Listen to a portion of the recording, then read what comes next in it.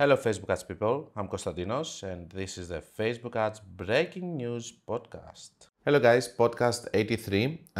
Today we're going to discuss about Black Friday, the strategy that we're going to follow for 2024. Some trends on some markets that they came from the Triple Whale newsletter. One suspension on another account which was actually funny. Then I'm having one suggestion from Meta about advanced shopping campaigns with something strange, and then we have 1, 2, 3, 4, 5, 6, 7, 8, 9, 10, 11, 12, 13, 14, 15, 16, 17, 18, 19, 20, 21, 22, 23, 24, 25, 26, 27, 28, 29. So we have almost 30 questions of yours that we're going to reply. I guess several of those are going to go to the second part. I hope that the pattern is growing a lot. Thank you very much for the support over there. Whoever is not having his question on the free part, sorry guys, we have also the Patreon part there. You can go there. Before we start on the Black Friday thing, I want to say something. So recently I had someone sending me a message to my email. I'm always replying to all of the emails. I'm trying to be polite and stuff without ignoring people. So even if someone sends me, hey, I want you to do my ads and stuff, and they're spending 1K, I'm going to reply in a polite way and say that hey, I cannot do it, I have minimum fees and stuff, I'm not taking smaller ad accounts and stuff because of my time that I have available. So there was this incident from a person that sends me a message, he asks some questions, I'm replying, and if I remember correct, or immediately he says that he needs a consulting call. I'm giving you the price, which is 250 per hour. And which I don't think also that it's a lot, by the way, and most probably we'll have to increase it in the future because there are way too many consulting calls for that price, so I have to increase it. But anyway, then the moment that I give him the price, this person is actually ghosting me, not replying back. And why I'm saying that, because on the same instant, in the next 1 hour or so, he's posting his questions on the YouTube channel, and then he's posting that he needs help from another person that actually managed to scale and stuff and everything. I don't mind if you don't have the money to pay. The only thing that I want to say is that reply back. Tell me, this is not within my budget.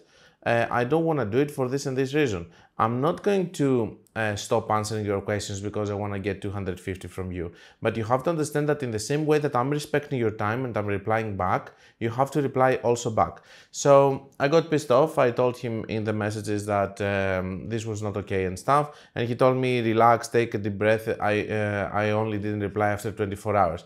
Dude, you started posting these questions 1 hour after the message. So you have seen my message, you didn't like the price, it's totally fine.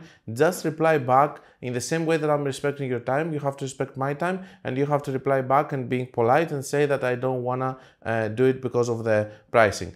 And yes, that's totally fine. Now, I'm not going to stop answering your questions. I'm not saying that. I'm just saying that I want you to understand that all of these things that I'm doing with the questions, I'm going to keep answering all of your questions in the...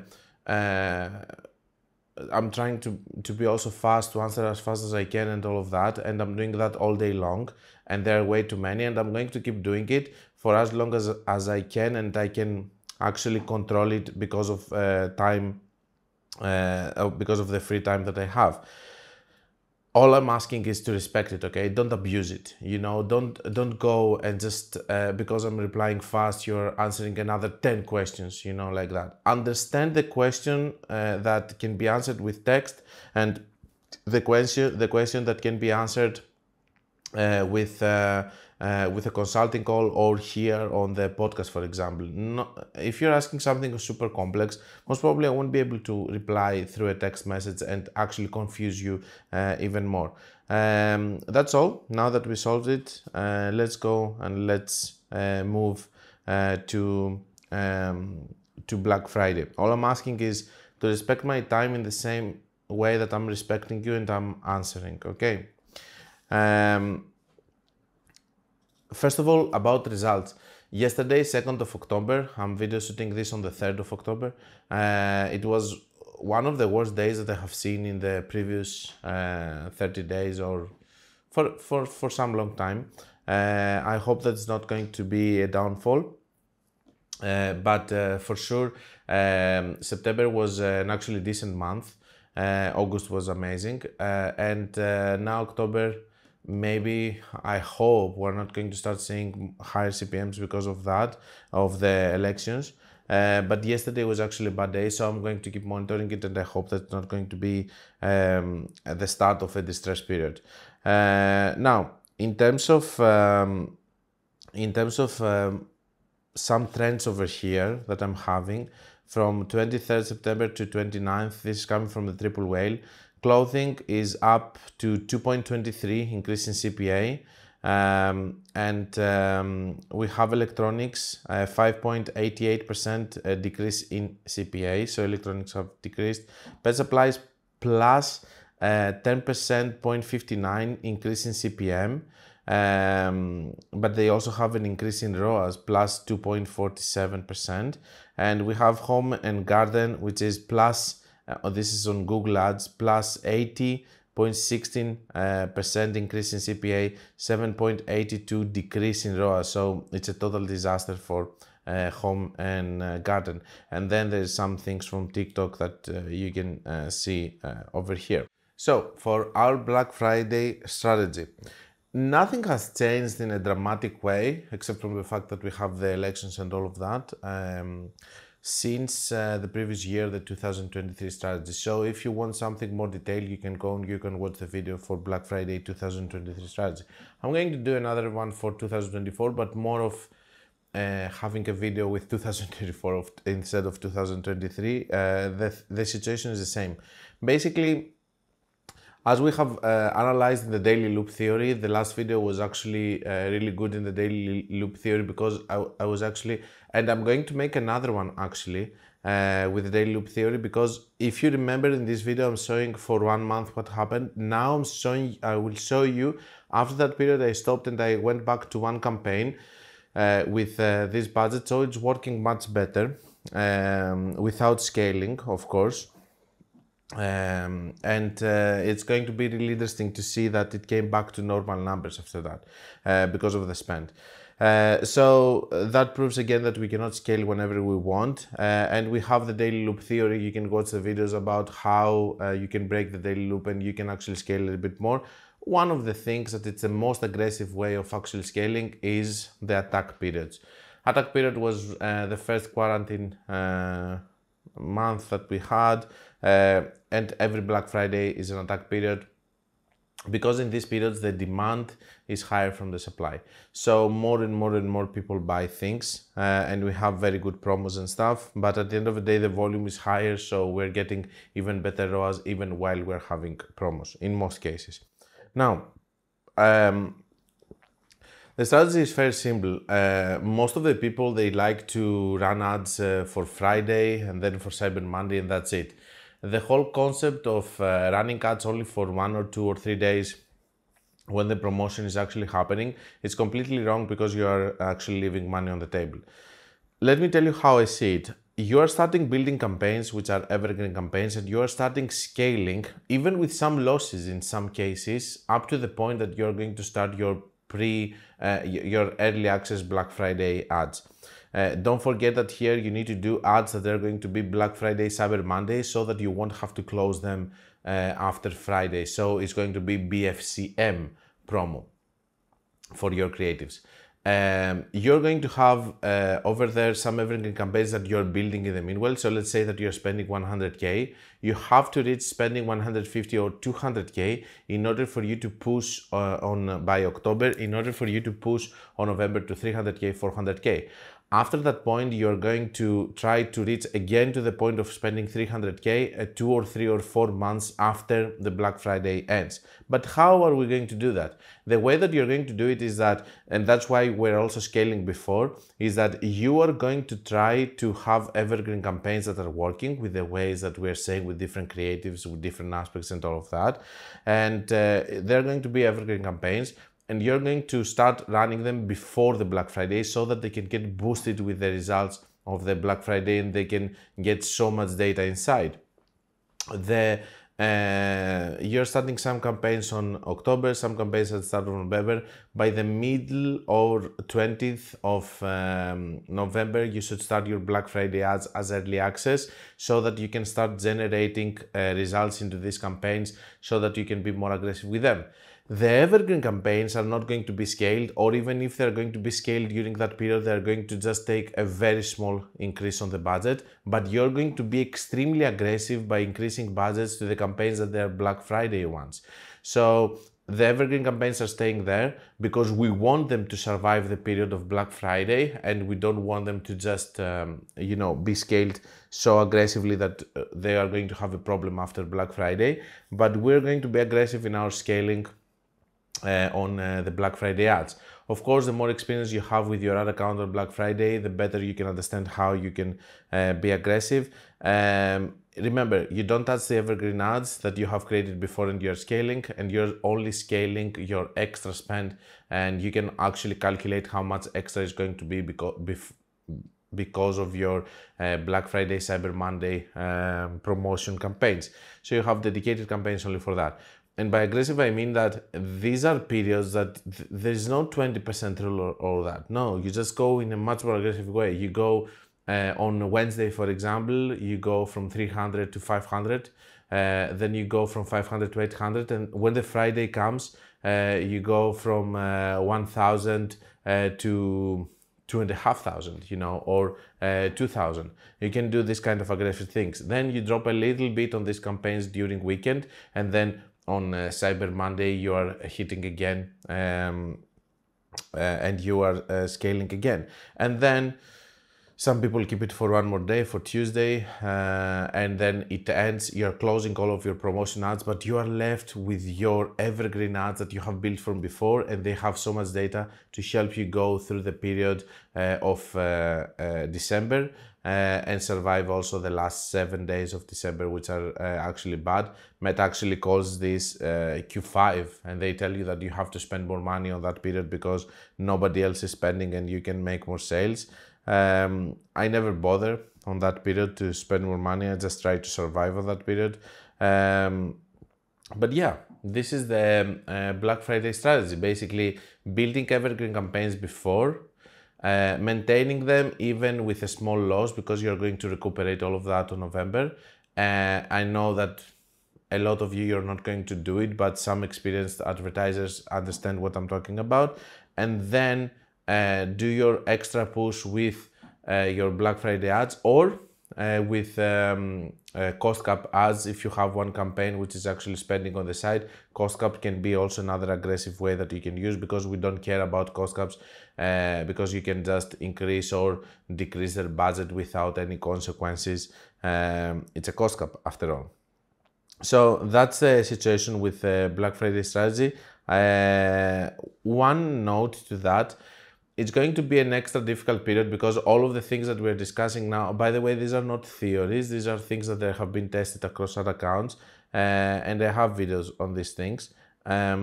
One thing that I want to clarify though is that this is a completely different year in terms of having elections on that period, which means that we are going to have people doing ads preparing for Black Friday, but we also have a lot of political ads, and this might increase the CPMs. We haven't seen that on September, which we were expecting that, but I think that we are entering now in a phase that we might see it, and it might make some accounts to struggle and not be able to position themselves as strong as they would have positioned it without having these high CPMs.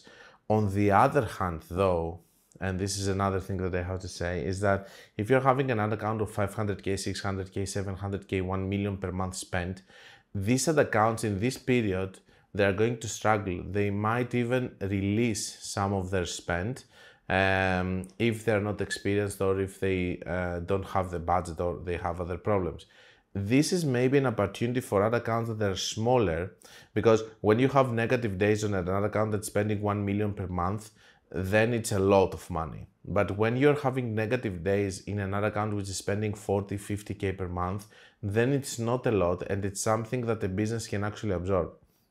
So if you go there and you take a chunk of the market as a smaller ad account, because the bigger ad accounts are actually removing some of their spend because of this distress period of the CPMs, this is all theory by the way, you might be able, while there is no other possibility to be able to take this spend, to might take some of this spend and not being bullied in the next months in the way that you have been bullied now, because some others are having the majority of the spend already.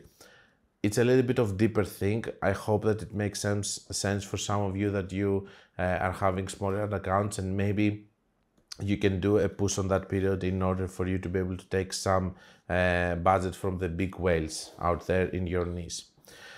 Now, there was this strange, one of my students showed me that there was this strange suspend of ad account. This guy guys is selling actually shoes and t-shirts, so it doesn't make any sense. So basically, examples of things we don't allow: posting fake reviews, starting a romantic relationship in order to take someone's money, and money laundering. So I don't know, the system flagged him from something, but I do know that there's a new system now with Meta for reviews and all of that, which is causing a lot of issues, and a lot of people are getting a lot of reviews, a lot of rejected ads. And I have seen also some people posting about some strange suspensions and stuff. So I think that Meta is again making some changes which are actually influencing people. Let's go to the last topic, just a funny one. So it says, Dorian over here says, just saw this from Facebook, wondering what your thoughts are, especially for point 2. Any reason, for limiting advanced shopping campaigns to those time frames? Thanks. So it says how to set up a successful advanced shopping campaign, allocate enough budget to support at least 50 conversions. They are talking about the learning phase. By the way, where's this thing with the less events that we used to have? This thing didn't work after all. Yeah, run your campaigns for 2 to 4 weeks and no more than 8 weeks. So basically, what are they proposing to close our campaigns after 8 weeks? To be honest with you, Doriana, I think that what they're proposing is that basically what they're saying is that try to spend as much money as you can to pass the learning phase in this period of time, instead of letting it go out of that period. But even like this, it doesn't make any sense, because after some period, I believe 2 weeks, they go out of the learning phase, or they stop the learning phase anyway. Refrain from making significant changes during the learning phase. Yes. Evaluate performance with an A/B test. Here's how. All of these things. So basically just another message on how to run advanced shopping campaigns. We do nothing. We do nothing from these things. We don't care about the 50 conversion events. We do run our campaigns for a much longer period than 8 months. We make significant changes during the learning phase by stopping bad ads, but not anything that might reset it. So we might do that. And evaluate performance with an A/B test. No, we don't do that. Anyway, so basically we do, let's say, either we do nothing or we do 3 out of 4 of what they propose. But it's working very well. Our results are on the YouTube channel, so why not? Let's go to your questions. There are several, so let's start. Hi Konstantinos, I've had one campaign performing well for a long time, CBO 131. How come you didn't do 3 to 2? which is apparently the holy grail. By the way, what is happening with 322 now that flexible ads are not working well? Are they still pushing doing the 322? Oh, I had an idea based on that. I'm going to create a video because I'm doing some tests. So I was thinking we cannot use dynamic creative ads anymore. Flexible ads suck. Whoever says that they're working well, okay. And Advantage Plus audience sucks. So I was thinking of this. What if we start a CBO campaign, either crazy method or normal, and we do 4 or 5 ads, it doesn't matter. And inside there we do 10 ads. Initially, after the 72 hours, we do just remove all the ones that they don't have a sale, or we just, the whole point here is that we are going to try to get it to the point that it's going to be just one ad set with all of the budget, and then we start optimizing on the ad level like an advanced shopping campaign. That's a thing that I want to test because sometimes, okay, if you have 3 to 5 creatives, fine. But if you have 10 creatives, 15 creatives, advanced shopping campaign is not working for you. What's the solution? Because we don't have dynamic ads right now. The solution, I think, is this: to just start it as a CBO, optimize it initially as CBO, leave it with 1 or 2, and then optimize this, not 1 or 2, with just 1 most probably, and then optimize this one on the ad level as we optimize advanced shopping campaign. This is something that I'm testing already, and it looks like it can work. I've had one campaign perform well. I have three scaling ideas that I want to try out, but I'd like to ask for your advice on what order you try them in and maybe if you have any other suggestions. The crazy method with the same post ID, 5 ads at 62 budget. So your budget is 38. Yeah, so you want to go to 100 per day. A different post ID, 3 ads, same structure, the current campaign, 38 budget. Creating a new ad and launching a campaign with 3 ads and 38 budget. Any advice you can offer? Have a good day.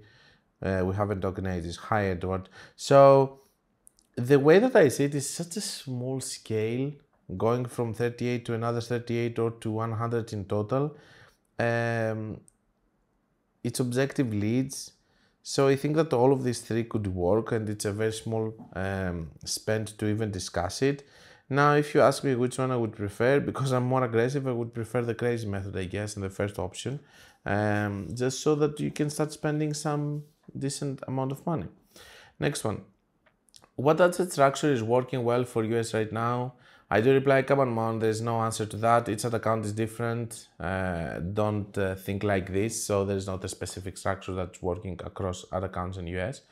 I asked because you said Advantage Plus isn't working for the US, so I was curious what's working for you. I never said that Advantage Plus is not working. Advantage shopping campaigns really do work really well. Advantage Plus audience is not working, and this is not my fault. It's their fault that they have named every single button and thing inside the Ads Manager with Advantage Plus. Next one. Hi Dinos, I have a couple of questions. A couple, okay. So let's see. This is coming from Liar45. I have an ad account. The good thing with Liar is that whenever he's coming to answer something, he's coming with 2 questions. It's not 1, but at least it's short questions. I have an ad account and structure with creatives that were working for me. 15 ABO broad, 1 ad set, it got 70 CPA, but died after 4 days with no purchases. It's been running for around 2 weeks. I launched it with the same creatives and structure, but I'm getting different results with cost per purchase and ROAS. Okay. I created a new campaign with the same audience, but used CBO this time. The same ad set from the previous campaign was used along with 2 other ads with different creatives. Now I'm getting an 84 CPA on the ad set, and for the ad set that worked before. Is it true using a highest budget going from 15 ABO to 100 ABO causes ROAS to drop when you change from the comfort budget and scale? Of course, increasing your spend, it can actually drop your ROAS. Now, these changes from 15 to 100, they are insignificant. The only thing though that I must say is this. When you're having just an ABO with 15 and you're just getting one sale and you say my CPA is 16, 18, this is not correct. You're lying to yourself because basically you're not having any volume to actually know. When you do a CBO, then you learn the actual CPA. On a small ABO, the only valuable thing that I can see is that if you come to me and you say, for the past 20 days in this ABO, every single day I'm having a sale. If you do that, then it's fine. But if you just have one sale and then you say, so it says, with creatives that will work for me, 15 ABO, broad, one ad set, and it got 17 CPA, but it died after 4 days. Okay, so it got, so you were running it for 4 days. Let's see. So you were running it for 4 days. So 4 multiplied with 15, 60, divided with 17. You got 3 sales. That's it. And because you got 3 sales, you do believe that it's enough to just say that your CPA is 17. No, it's not your actual CPA. If you put it in a normal CBO, if you put it in a higher budget and you have more volume, then you're going to be able to know what's your actual CPA. And no, the ROAS didn't increase because you just scaled from 15 to 100. This is an insignificant change to the budget. The ROAS increased because you were not having the ROAS decreased and the CPA has increased because you were not having the right numbers because of the ABO. That's the problem with ABO. You cannot see the actual numbers because they're not getting volume. Should I stick with the same 15 ABO structure instead of switching to CBO, even though you mentioned that CBO is 99% better than ABO? For the reasons that I mentioned earlier. If you want to just spend $15, spend it. The problem is how you're going to scale, and with ABO you're not going to scale. Is the issue with hot pockets? It has nothing to do with hot pockets. It has to do with the fact that you just believe that one ABO that is having one ad set is having these results, while these results are not the accurate results. They are just results that you are seeing in a very small spend in an ABO. Could it be that the hot pocket from the original campaign optimized differently and another hot pocket when using CBO? No, it's not that. Should I relaunch the CBO or use ABO again? If you want 17, most probably you're not going to get that on the CBO. I use different targeting with ABO since it worked before, or try an aggressive method with CBO to find more hot pockets. It really depends on what you want to do, if you want to scale or not. And if you have into your mind the 17 CPA just because you have seen it once in an ABO with a very small spend, let me tell you that these are not your numbers, and you have to find your new numbers in CBO, and you have to run only CBOs and not ABOs for these reasons. Let's move on. I have a campaign with 15 ABO broad targeting. This 15 ABO is a thing, getting 9 ROAS. And then you make a new campaign using a CBO for 100, same ad set, and the ABO and the other creatives in the other ad sets and the ROAS is not the same but worse, and cost per result is double. Is this a problem with a hot pocket? How the other ABO campaign optimized in a different one, or should I relaunch it? Again, the same question. I don't know if you're the same person with different accounts, but we have explained it thoroughly, I believe, in the previous question. For CBOs, do you optimize on the ad set level only, or do you also turn off ads on the ad level? I do like to optimize only on the ad set level because of the way that CBOs are working, distributing the budget to ad sets and then to ads. But I must say also that as I said earlier, I'm going to do one test where I'm going to optimize also on the ad level by just leaving one ad set in the CBO, but only if I have a lot of ads, like 10 ads inside. If I'm having 3 to 5 ads, I'm going to still keep optimizing only on the ad set level because of the way that it's working, as I said, distributing the budget between the ad sets and then to the ads. If you reach having only one and you want to optimize to the ad level, most probably you won't have to, because it would have already picked the best ones. in the previous example that I'm telling you is that I'm doing really quickly, I'm just removing all the others and I'm just focusing on the one getting sales and optimize to the ad level. That is actually the difference to that. Now, have I done things to the ad level? Yes, in rare cases that I'm seeing something really strange. I might go and I might cut an ad there, but most of the times I'm focusing on the ad set level, and I would prefer also, even if I see a bad ad, to just remove it and relaunch the campaign to start optimizing all over again without this ad within my ad sets in the CBO. That's all. I hope that I replied to all of your questions, and I hope that I will see you for the next one. This is the end of the first part of the Facebook Ads Breaking News podcast. If you don't want to miss the second half of the podcast, where I'm answering all the remaining questions of the week, visit my Patreon page following the link on the description.